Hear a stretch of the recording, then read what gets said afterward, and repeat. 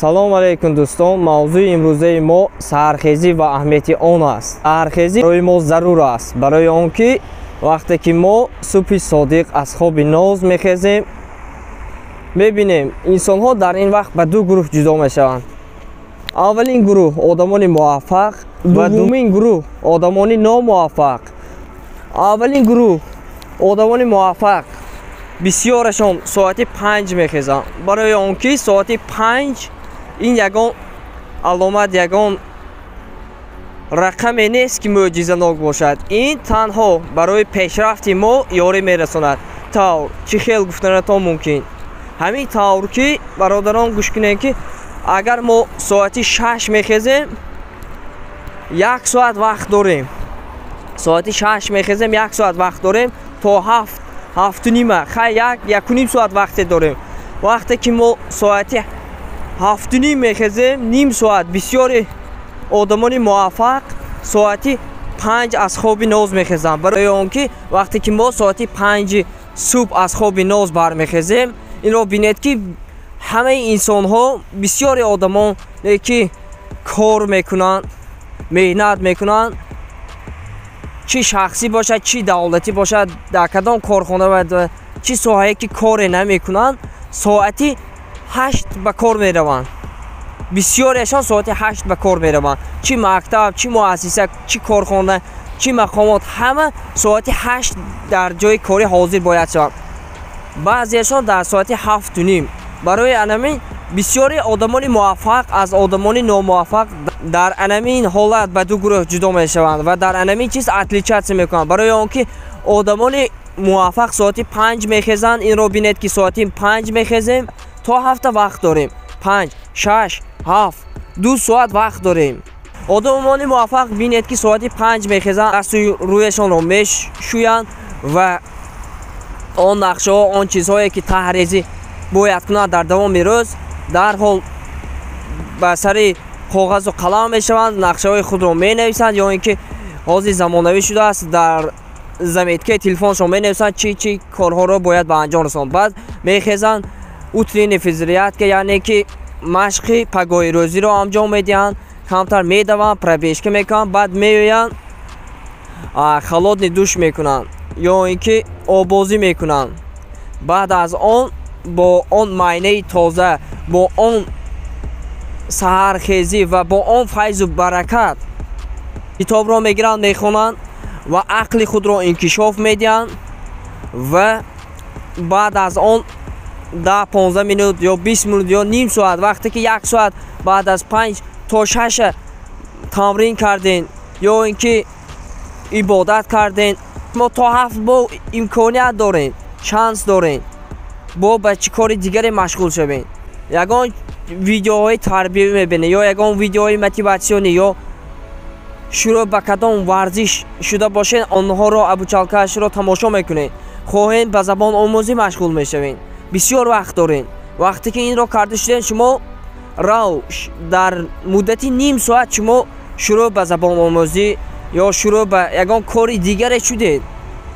баъд аз соати 6 то 6:30 ним соат шурӯъ ба забономӯзӣ ё ба китобхонӣ шудем. баъд аз тамрин соат 6:30 шуд, ним соати дигар вақт дорем шумо. баъд аз он завтрак мекунем, как положено, ба худатон муносиб. вақте ки шумо завтрак карден, наҳорӣ карден, баъд аз он 20 минут завтрак карден, 10 минути дигар боқӣ мо.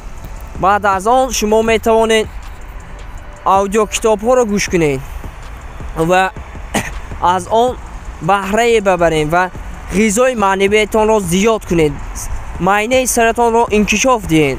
инро бинед ки соат 7 шуд, шумо омода ҳастед. метавонед ним соати дигар вақт дорем, метавонед шумо либосҳоятонро омода кунед ба кор, пойафзодатонро тоза кунед, либосатонро тоза кунед ва худатонро дар пеши оина биёед ва тасаввур кунед. ба худ саволе диҳед: ман кӣ ҳастам ва кӣ шудан мехоҳам? ин барои мо зарур аст. ин саволро медиҳем ва ба симои худ дар оина нигаҳ мекунем ки мо имрӯз кӣ ҳастем ва дар муддати 1 ё 2 сол кӣ шудан мехоҳем. ин зарур аст.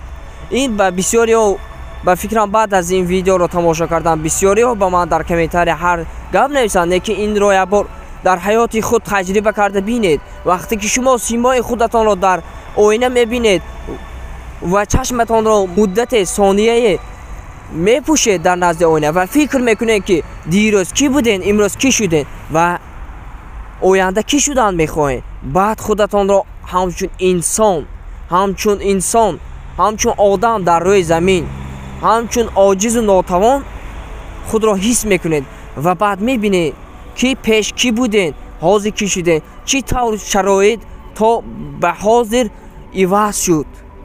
барои он ки чизе ки шумо ҳозир доред шукри онро кунед ва он 1 сол ё 6 моҳ ё 5 моҳ пеш набуд, ҳозир буд. барои он ки имконият ҳозир хеле бузург шуда истодааст. дар ҷаҳони муосир технология шурӯъ ба тараққӣ карда истодааст.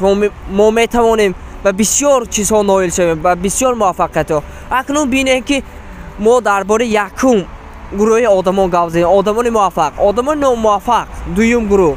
одамони номуваффақ ин корро мекунанд, на будильник мемонанд, на зангула мемонанд, дар телефоншон мехезанд соат 7-8 шудагӣ ё 9 шудагӣ.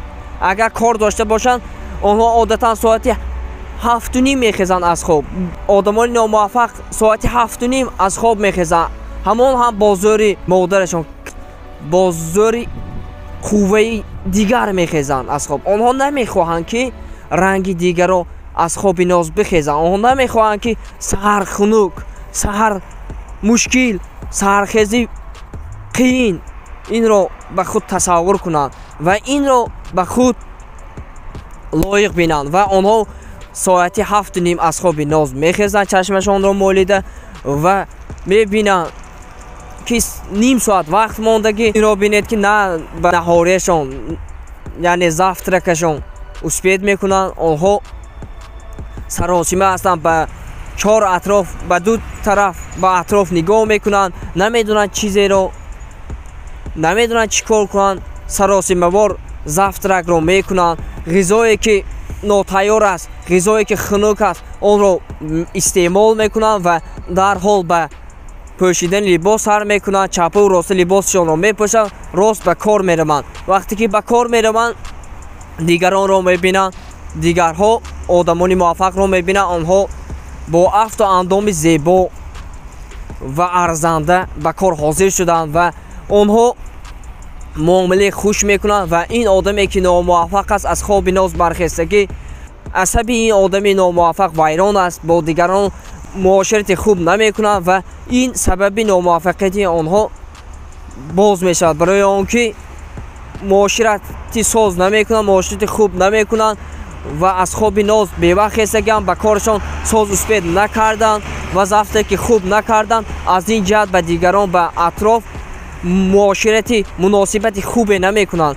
ва ин онҳоро боз ба анамон роҳи номуваффақиятӣ мебаранд. акнун бинем ки одами муваффақ якум гурӯҳ хуб будааст, дуюм гурӯҳ. албатта ки якум гурӯҳ одамоне ки муваффақ шуда мехоҳанд, одамоне ки роҳ ба сӯи орзуяшон рафта мехоҳанд, одамоне ки ҳадафашонро пеш гирифта рост ба сӯи орзуяшон ҳаракат мекунанд, соати 5 мехезанд, ба ҳамаи корашон успед мекунанд, муваффақ мешаванд. саҳар мехезанд, машқашонро мекунанд, саҳар мехезанд, ибодаташонро мекунанд, баъд наҳориро мекунанд, завтракро мекунанд, либоси худро ба тартиб медоранд ва нақшаҳое ки дар давоми рӯз чӣ бояд кард онро таҳризӣ мекунанд ва роҳ ба сӯи орзуяшон мераванд ва муваффақ мешаванд.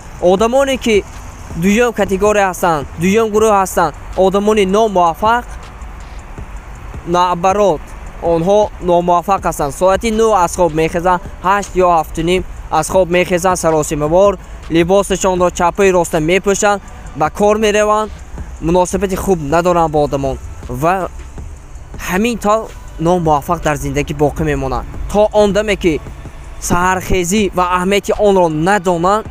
он одамҳо муваффақ намешаванд дар ҳаёт ва зиндагӣ. ин буд маълумоти кӯчаки мо дар бораи ду гурӯҳ. якум гурӯҳ одамони муваффақ ва дуюм гурӯҳ одамони номуваффақ. гурӯҳи аввал соати 5 мехезанд, гурӯҳи дуввум бошад соати 7:30 соати 9 мехезанд. дар ин ҷо қайд ва илова карданиам ки гурӯҳи сеюмам вуҷуд дорад. одамоне ки синни солашон ба 18 расидааст, одамоне ки мактаб мехонанд ё одамоне ки дар рухсатӣ ҳастанд ё одамоне ки аз мактаб дур ҳастанд, бекор ҳастанд. одамоне ки мактабро тамом кардага ҳастанд ва бекор ҳастанд, он одамон соати 9 мехезанд ва он одамҳо тамоман тарзи ҳаёти солимро ва муваффақ буданро дар зиндагӣ намедонанд, ҳис намекунанд. он одамҳо бисёр одамҳое мешаванд ки аз соати 9 мехезанд, бо оилашон муносибати хуб надоранд ва намедонанд, парешон аз хоби ноз мехезанд, намедонанд дар ҳаёт чӣ кор бояд кунанд. онҳо мехезанд, завтрак мекунанд, бо модар падаршон муносибати хубе надоранд, ҷангу ҷанҷол мекунанд. баъд аз он шурӯъ ба бозиҳои интернетӣ мешаванд. бисёри ҷавонҳо ба бозиҳои интернетӣ мешаванд, ё ин ки ба бозиҳои компютерӣ мешаванд, ё мебароянд ба ҷурабозӣ, мебароянд духтарҳо ба дугонабозӣ. ҳамин корҳоро мекунанд ки онҳо ҳаёти привични ден доранд, онҳо ҳаёти ҳаррӯза, яки дар як рӯз, ҳар рӯз як рӯз аст барои онҳо. ҳаёти якранг доранд. ин ҳаёт онҳоро ба дилтангӣ, ин ҳаёт онҳоро ба номуваффақиятӣ, ин ҳаёт онҳоро ба бадбахтӣ мерасонад. ин ҳаёт онҳоро хушбахт намегардонад, барои он ки ҳар як инсоне ки тарзи ҳаёти солим дорад, ҳар як инсоне ки ақл ва майнаи солим дорад, саҳри барвақт мехезад ва ба корҳояш шурӯъ мекунад ва муваффақ мешавад. акнун дӯстон фаҳмидем ки соати 5 хестан чӣ афзалият доштааст ва соати 7:30 ва соати 9 хестан чӣ афзалият доштааст, чӣ фарқият доштааст. соати 5, соати 7:30, соати 9.